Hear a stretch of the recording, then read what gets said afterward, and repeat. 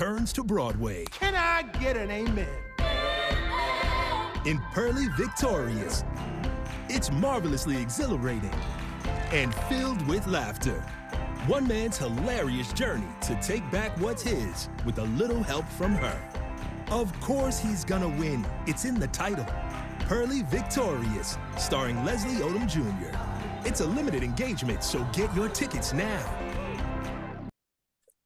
Good afternoon and welcome back to My Harlem Portraits, the show that aims at shedding the light on the fundamental contributions of African Americans to the building of this country and on Black excellence. I am so excited because today we have with us the epitome of Black excellence. We have with us a multifaceted Tony and Grammy Award-winning, 3-time Emmy and 2-time Academy Award-nominated vocalist, songwriter, actor, entertainer, and New York Times best-selling author. The one and only Leslie Odom Jr. Maria, what a bio. I need you got to send me your bio. Now I got to read yours. Okay. That's very nice. Thank you for having me. Thank you for being with us. This is such an honor. I am so thrilled to have you here. Because after your debut on Broadway, as in Rent, when you were only 17 years old, yeah, your career has embraced all performance genre. And this has given you this widespread recognition, and I'm quoting, of a unique performer with a serious and distinct dedication to the art of storytelling. Mm. So can you tell the viewers of My Harlem Portraits, what is your secret? What gives you this incredible ability to jump from one genre to the other one with ease and with the same excellence? You're I don't know if what'd you say? You're a genius. That's very nice. I don't know about that. I don't know if I have a secret. You know, I don't think there's a secret. If I have a secret, it was just, you know, choose your heroes wisely. You know, because we all have them. We all have heroes. We all have people that we want to emulate and follow in their footsteps. And, you know, I want to play the truth of our experience and translate and transmute this gorgeous human experience that we're having here. I just have, you know, I'm having it in a Black body. You know, we have it in all types of bodies, but, you know, in the same way that Coltrane did, in the same way that Miles did, in the same way that Kendrick does, you know, I want to play our song. That's what I pray. I pray to God that I can play our song as truthfully as possible, that I have the courage and that I'm given the resources to play our song as truthfully as possible. And you have been doing until now. Mm. And you cited all my favorite jazz players. I'm a jazz freak. Yeah. And I saw you, but I'll tell you later. Okay. So, currently playing at the Music Box Theater, directed by Tony-winning Kenny Leon, the first Broadway revival ever of Ossie Davis's iconic classic comedy, Purlie Victorious, a non-Confederate romp through the cotton patch. Perfect. Which premiered on Broadway in 1961, also marks your return to Broadway since Hamilton. After you won the Tony Award for your powerhouse performance as the original Aaron Burr in Hamilton. Yeah. How does it feel to be back on Broadway?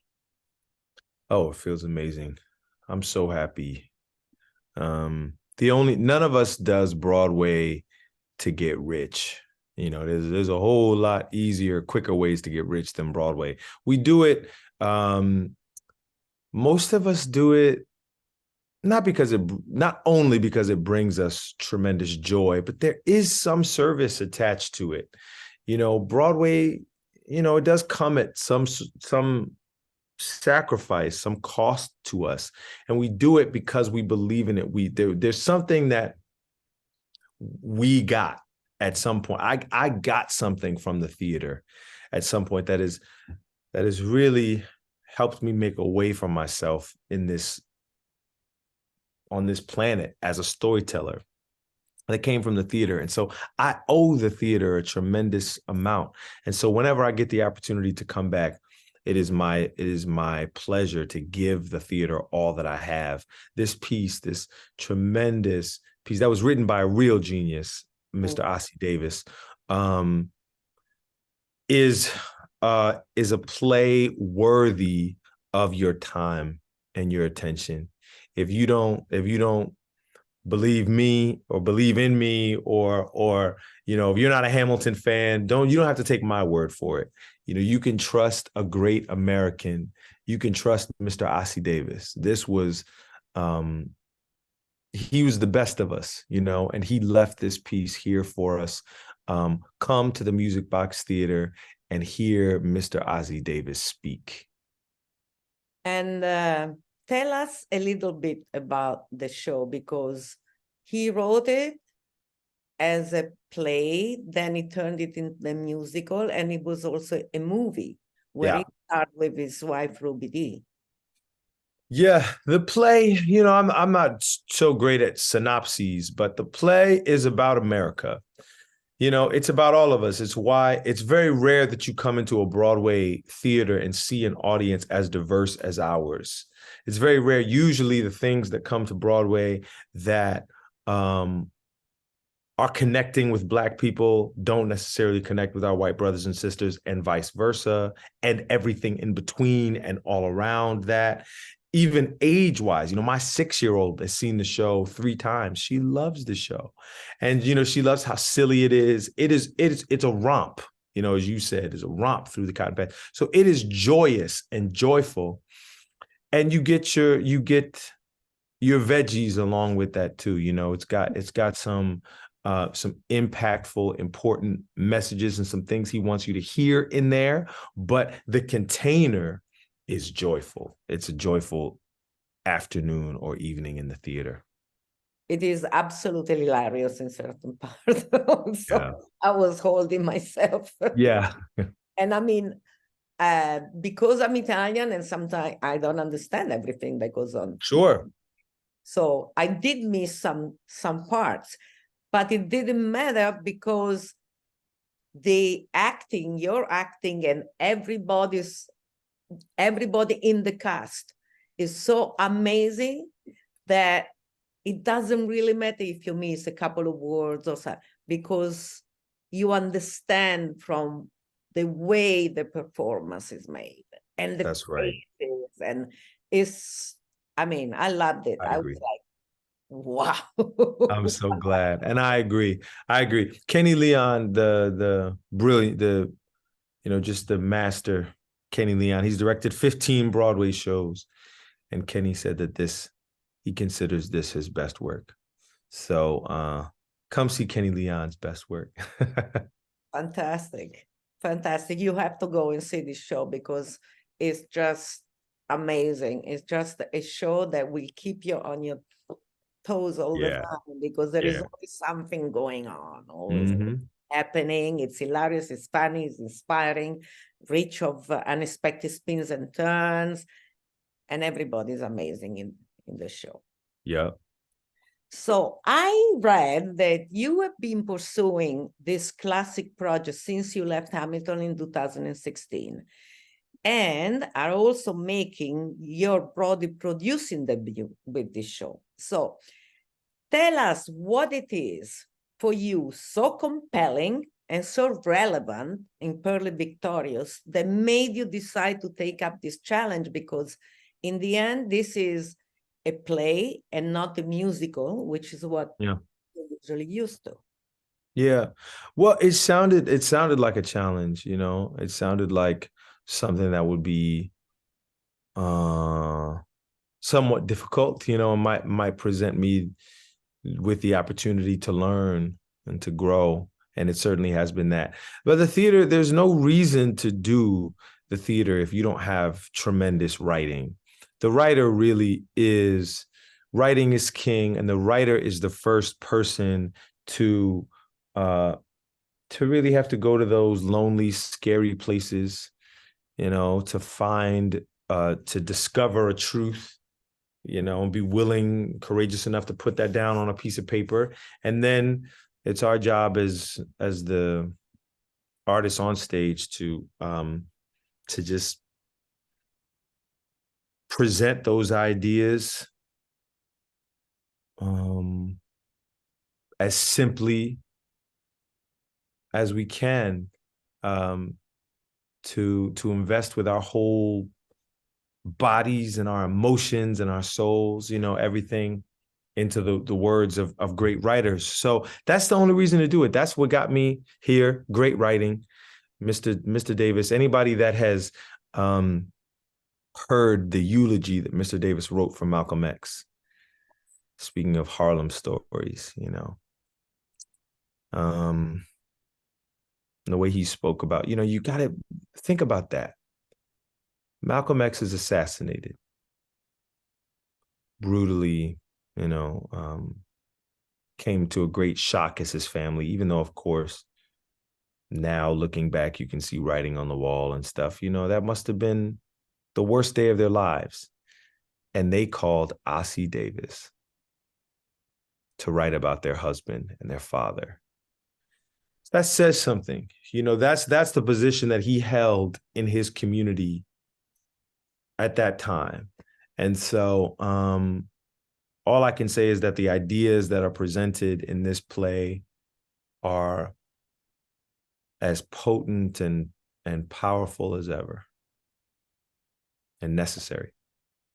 And you know, when you mention Malcolm X, and when we're talking about Ossie Davis, the reason why I live in Harlem now is Malcolm X.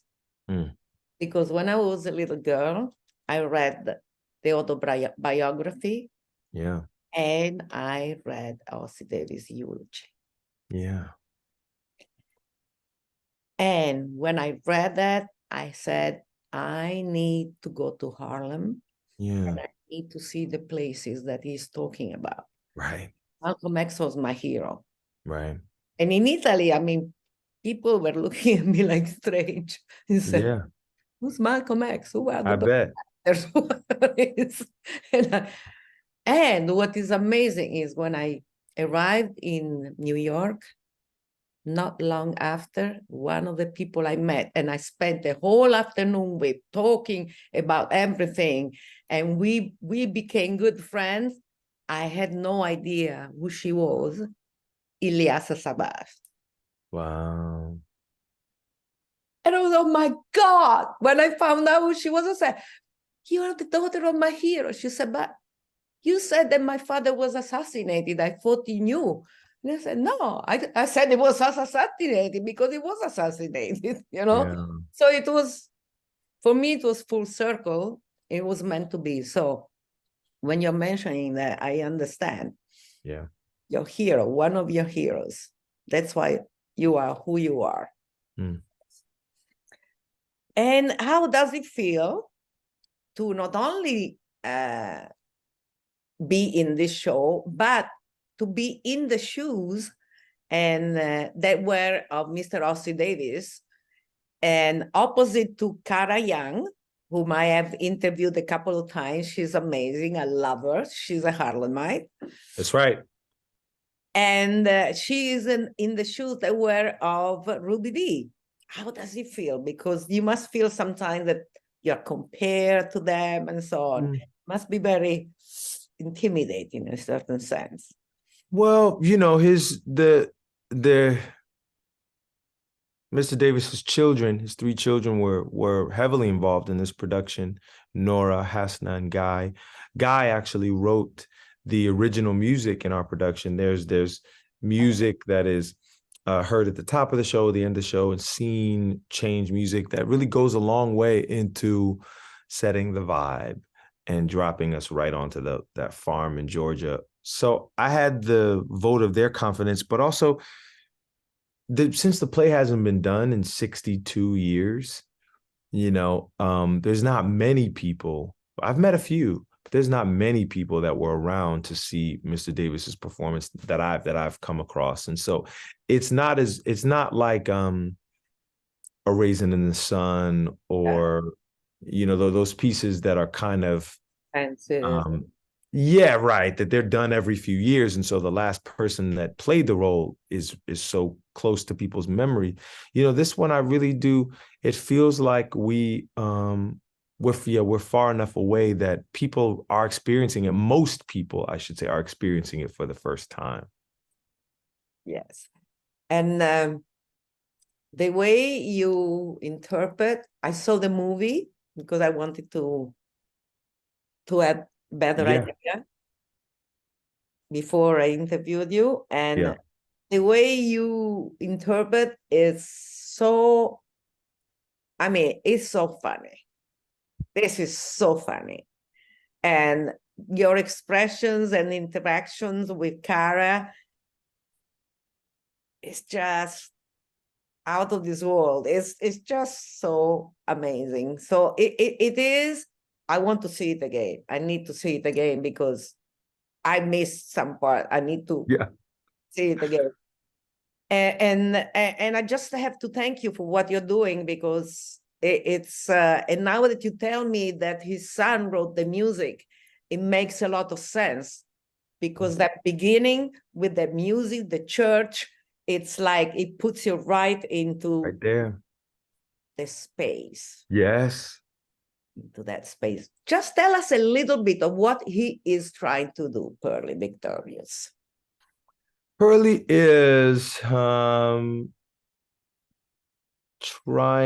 has to scheme to get a bit of his inheritance that's being held hostage by a powerful man in this town, this small town in Georgia. And he wants the inheritance so that he can buy the church that used to belong to his grandfather. And so he's got a scheme to figure out a way to get his money in his church. Fantastic. Yeah. So the fact that Davis uses comedy, and I quote you, I think this, as a tool to disarm audiences before delivering his powerful message. Yeah. Makes me ask, what moments in the play were the most challenging and what moments were the most rewarding to perform? Yeah. Well, the end is most rewarding. Every night, reaching that ending. Kenny says that he wants us to, he told me, he wants me to enter that stage and get to that final scene as quickly as I possibly can. So there's a desperation, there's an urgency that sets this action into motion, the whole, everything on our play, like it come on stage, desperately wanting something. And so whenever we get to the end, it's called Purlie Victorious. And so he gets it in the end, and we can spoil the ending in that way. But to get my hands on it by the end is just deeply satisfying. And then the challenging bit, I think, is hatred. Hatred is a painful emotion for lots of reasons, but one of the most profound and painful ways that it destroys us is that it disfigures us. Hatred does. Having to carry around a hatred for somebody else because of the way that they treated you is a burden. And Purlie comes into this play. He doesn't know it yet, but he's burdened by some hatred. And it is through the love of his family and the learning of forgiveness, that he gets liberated from that he's manumitted from that. And I thank Mr. Davis for that vision, because it's not just Purlie that's getting free. You know, there's people in the audience that are watching this little story of the choice to forgive. And they are also made free by that. And they are touched by it. So, yeah. I understand exactly what you mean by that. Hatred can be eroding your heart and your inside. It's a horrible, horrible thing. And you see people who hate, they commit the most atrocious things, not only against other people, but against themselves too. That's how I feel. So what you said is just amazing. And your art and the way you, and what you choose to do is a clear mission that you have to make this world a better world through messages which are positive and that deliver people. And that's why I'm so excited that I'm able to talk to you, because that's who you are to me. And I think that's who you are. Maria, thank you so much for making time. I appreciate it. I don't want to talk your head off all day. I think we only have 3 more minutes. Okay. Yeah. So let's talk about everything else you do. Since Hamilton, your career has been in constant ascent, and your many films and television credits include Oscar-nominated performance as the legendary soul singer Sam Cooke in One Night in Miami. I saw it 5 times. I loved it. I loved it. It was fantastic. Loved it. The Murder on the Orient Express, Glass Onion, A Knives Out Mystery, and The Many Saints of Newark. Also, Apple TV's Central Park, Abbott Elementary, Love in the Time of Corona, and Harriet. Yes. That's another amazing. Tell me just, of those, which ones are the movies and the shows that most talk to your heart? I mean, I'm not really supposed to talk about TV and film because of the strike, but because it's you, I will say I'll talk about Regina King and what it was like to work with Regina, who's just one of the masters, and like Kenny, she just has such a wisdom and a generosity, and Regina really acted all those roles right alongside us. You know, she played Sam next to me, and so she opened up her toolkit, her bag of tricks, and she shared some things with me.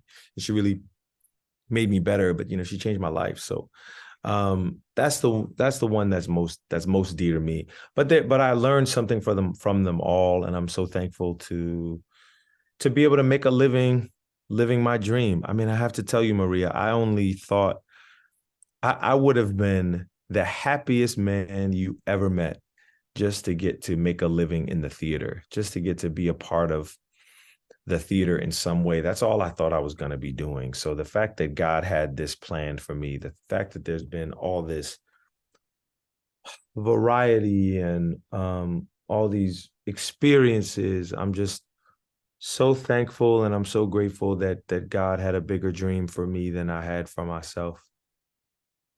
And it shows, because you are so humble. You are amazingly humble. So we finished with one thing. I saw you, because I said I'm a jazz fan, at the Newport Jazz Festival just before the pandemic, or a couple of weeks before the pandemic. You were amazing. What a festival that is. We were so honored. it was my only time, but I'm gonna go back this year because Yeah. in August I'm in Italy. But this year I'm gonna go back again because it was fantastic. And seeing you was the cherry on the cake, as you say. Thank you. Thank you. So New album. There's a new album. There'll be a Yes. new album of all original music. It's out November 17th. It is the most personal collection of songs I've ever put out. It's taken me my whole life. And these last few albums, I know most people know me. If they know me at all, they know me either from Hamilton or from Christmas albums. I'm Yes. proud of that too. But this is just the most thing on wax that I've ever done. The most special thing and personal thing that I've ever done on vinyl. So I hope that you'll pick it up. It's called When a Crooner Dies. It'll be out November the 17th. The single is out right now. It's called Show Me. So check that out. Thank you for this. Thank you. Yes, thank you, Maria. Wonderful, wonderful. I'm gonna pick that up. Absolutely. Wow. It's gonna be a wonderful Christmas present for all my friends. Hey. Thank you for what you do. Thank you for highlighting this work, the work and the contributions of Black people, Black Harlemites and beyond. Harlem has, we're bringing a little bit of Harlem downtown, Yes. so we hope you feel the spirit of Harlem inside the Music Box Theater. Come see us. And thank you. Thank you for making time for me. Thank you for making this. All right. Thank you. And thank you. You're welcome. Bye-bye. Bye-bye. Leslie Odom Jr. returns to Broadway. Can I get an amen? In Purlie Victorious. It's marvelously exhilarating and filled with laughter. One man's hilarious journey to take back what's his with a little help from her. Of course he's gonna win. It's in the title. Purlie Victorious, starring Leslie Odom Jr. It's a limited engagement, so get your tickets now.